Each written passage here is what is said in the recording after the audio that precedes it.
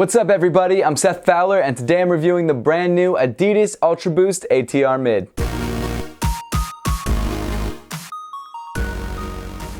Today, Adidas released the first non-collaboration Ultraboost Mid and finally gave everyone else who wasn't able to grab one of those pairs before a chance to grab a pair for themselves. Now to be fair, the construction of this mid is relatively different from the other mids that have released in the past, but I've got to be honest, it's still a pretty similar shoe. So why don't we stop wasting time and jump right into the review.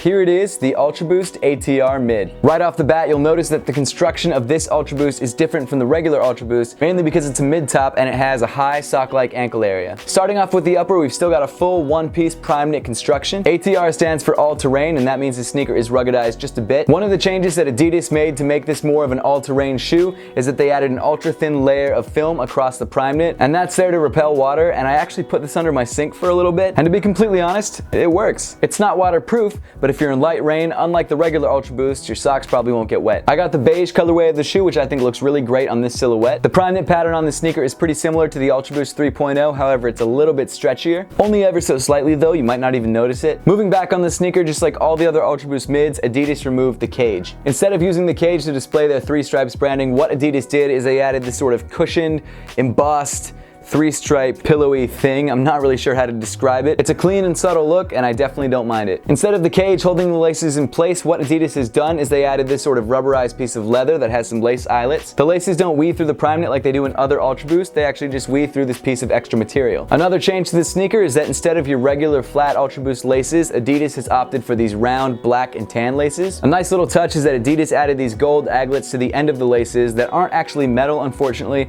They're still plastic, but they do make the shoe feel a little bit more premium. And to be honest guys, it needs to feel as premium as it can get because this is a $240 sneaker. I don't know how they justify that because that's a lot of money, especially when the regular non-limited edition Ultraboosts are $180. That's $60 more before tax.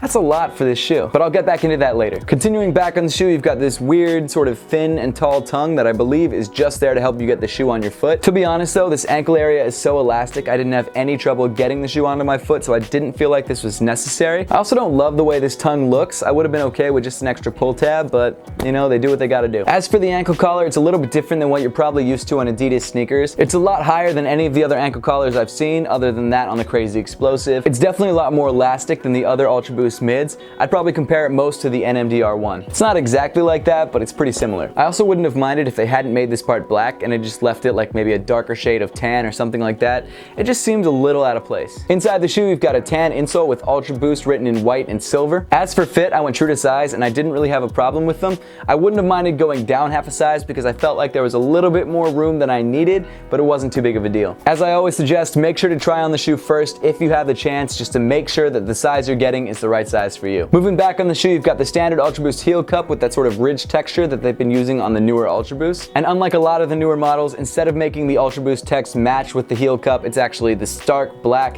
which does provide some nice contrast and I think is meant to tie in with the ankle collar and the outsole of the shoe. I don't really mind it, it's just a detail that I noticed. Moving around to the back of the shoe, you've got this faux suede pull tab with these little circular accents. It's not a bad touch and I don't mind the sort of suede feel. I think that makes the shoe feel a little bit more premium. Moving down the sneaker, you've got the standard Ultraboost midsole. Nothing's really changed in the boost department. And finally, moving to the bottom of the shoe, you've got the final difference between this ATR sneaker and the regular Ultraboost, this sort of more ruggedized outsole. Adidas is still calling this a stretch web outsole and it's still made by Continental. However, it's a lot thicker than any of the previous Ultraboosts and it's a lot more rigid. Also, all the little traction nubs, although they are still flat on the bottom, on the side of the shoe, they do protrude a little bit, which give you a little bit more traction, maybe when you're digging into the side of a dirt path or something. I'm not a huge fan of the outsole. I probably won't go hiking in this shoe. I might be walking around in more rainy conditions or maybe some light snow, but that's about it. Overall, guys, the real question is, do the changes that Adidas made to the sneaker justify the $60 price hike? And I would say it really depends. If you love the Ultraboost and you're looking for a more ruggedized version of that silhouette,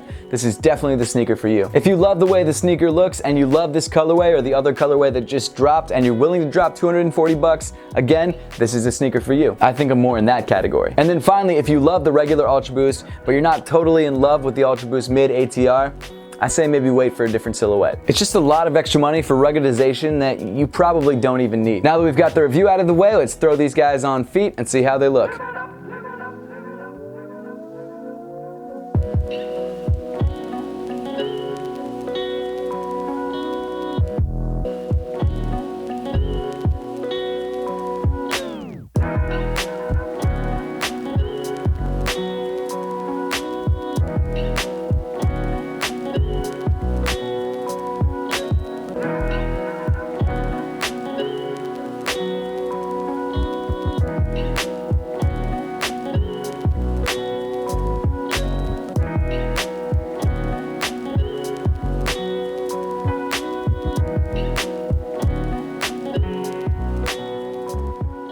Make sure to leave a comment in the comment section down below letting me know what you think of the Ultraboost ATR Mid and if you're planning to grab a pair for yourself. And as always guys, thank you so much for watching. Please make sure to give this video a big thumbs up if you liked it. Subscribe to me, Seth Fowler, if you want to see more content just like this, and follow me on all other forms of social media. The links will be in the description below.